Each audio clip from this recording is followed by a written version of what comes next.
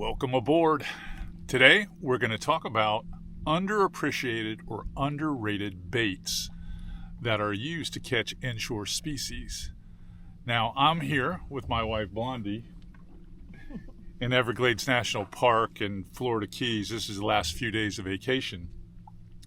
But I'm going to send you away while we have lunch to watch some action from about a week ago while we were fishing out here near Flamingo.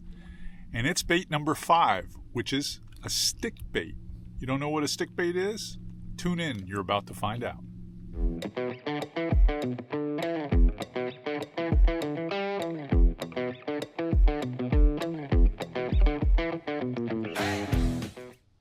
a shark right there.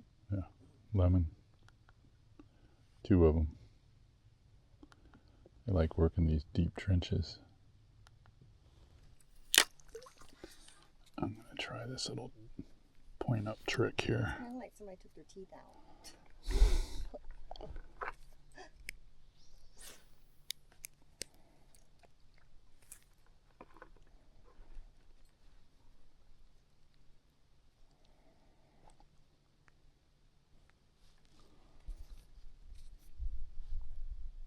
Hey, right up.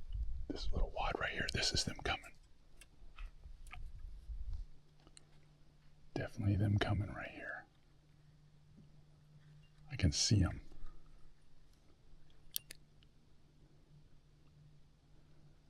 Lots of them. You're going to throw to the left and let them go over the top of it. See them all coming? I don't see the fish. I want us to throw at the same time. I want you to throw here and I'll throw here. Okay. Tell me when. Go.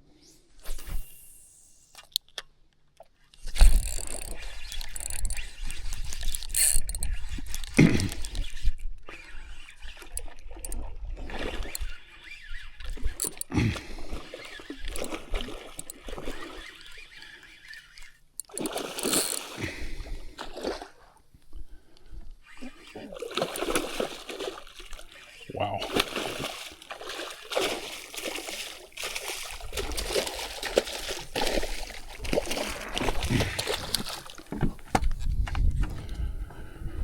Wow.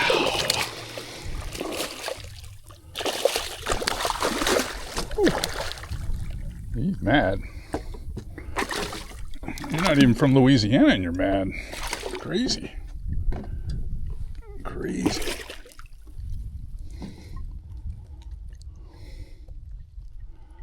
I made one adjustment by bending that hook out. Get open your mouth up, dude. Got it. He wanted to go, and I don't blame him. I wanted him gone. Wow. I can't tell what that single thing is there. I threw it to the left like you told me to. Well, they were all like spread out over about 50 feet. Oh, jeez. Snook just came into his face. It was an awesome cast. I mean, you literally put it like 10 inches in front of him. I just lifted too. I didn't twitch it. Yeah, that's all. That was the right move. That was the right move. Just gonna kind of circle out here.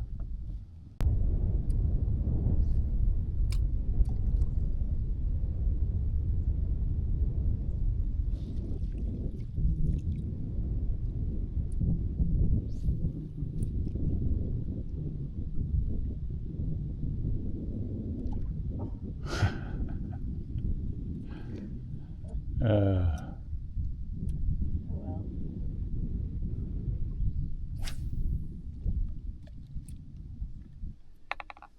There is one there, isn't there?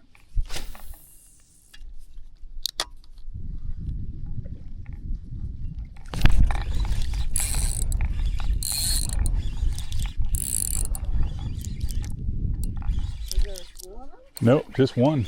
Oh. I actually thought it was the one you were throwing at, and then I realized that yours was short of this when I saw it swimming. I was like, oh, this is a whole...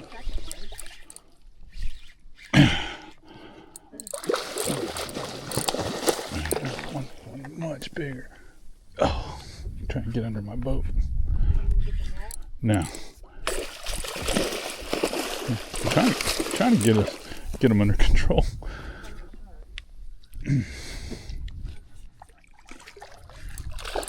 All right, let me get him in the boat.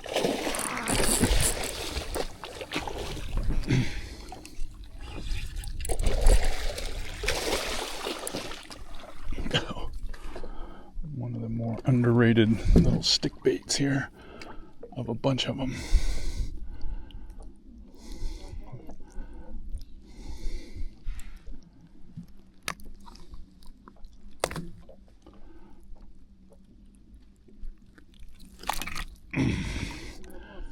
Pretty fish, yeah, which we prefer because we're going to catch more. All right, in he goes. Whew. I don't think those were mullet. Not seeing the color though. Yep, they're reds.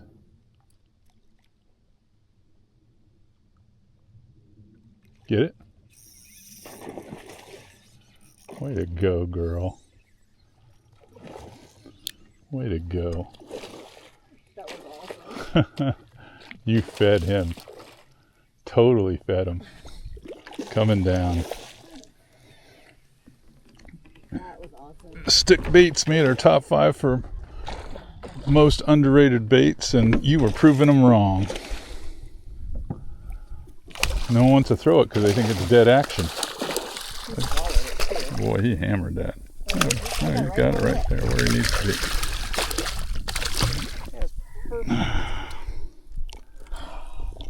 Nice job on the stick bait. I'm assuming you were going to want to take a picture with the old stick bait. That's the beer run color, right? Yeah. Look who hooked you up. All right. So. All right. Can I hold him here? Is he gonna stay? He'll stay. He'll stay. You just keep a hold of him. Okay. All right.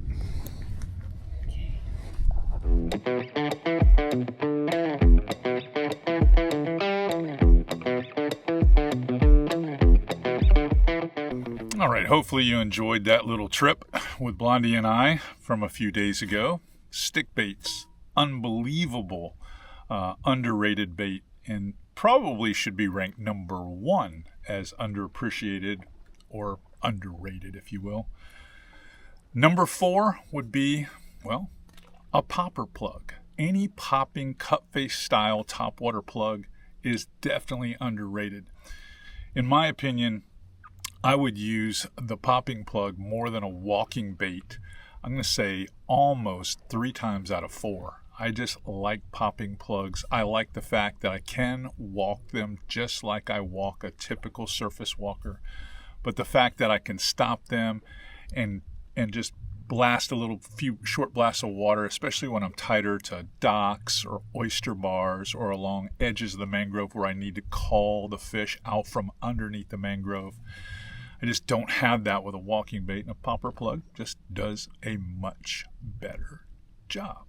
Number 3, definitely a Ned bait. Any Ned style bait is definitely underrated or underappreciated in my opinion. And it's just because folks just want to throw the same 3 or 4 lures they have the most confidence in, and they never really expect much by utilizing any of the really small baits.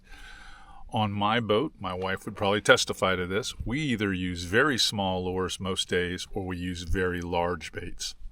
We don't use as many in the middle as we used to. And it's just because the fish see everything. And this time of year, this happens to be late summer, early fall here, the smaller baits have definitely taken over. The water temps are a little higher. The appetites of the fish aren't as great. And we have found that 3 to 3.5 inch baits have been the best. Now, typically, most Ned style lures are 3 inches or smaller. But there are a few XL versions like the big TRD, and some of our baits, like some of the minnow size baits we have, like Slim Swims, will be like 3.5 or 3.25. But typically, you're looking for a bait, a Ned style bait that just doesn't have a giant footprint in the water. You can throw close to your target fish, and you can get them to almost always eat a Ned ring. That's just my opinion. Number 2, the second most underrated bait would have to be a bucktail jig.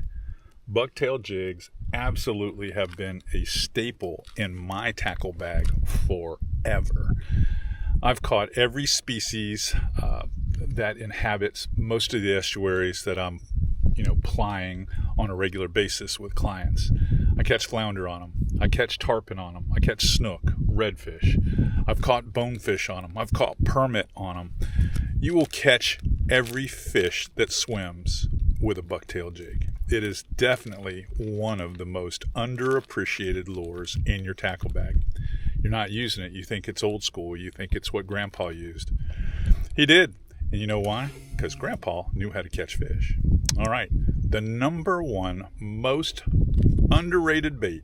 Can you guess it? The number one most underrated lure that you can throw for redfish and flounder and speckled trout and snook and almost anything that's swimming around in a shallow estuary would have to be the gold spoon, of course. Most overlooked. I cannot tell you how many times I have tied this on what I'm going to say lesser skilled clients and students to give them some confidence. And because you're able to project this bait so far down the flat and reel it, and it's virtually weedless, and it has flash, it has sound, and it just has all the appeal to draw a fish from a greater distance, especially when you're using this half-ounce version like I am today. When you've got smoky water or you've got a windy day, it's really tough to beat a gold spoon. So hopefully you'll take these 5 underrated baits, move them up to the top of your tackle bag, and you too will be catching fish while the others are not. See you next week.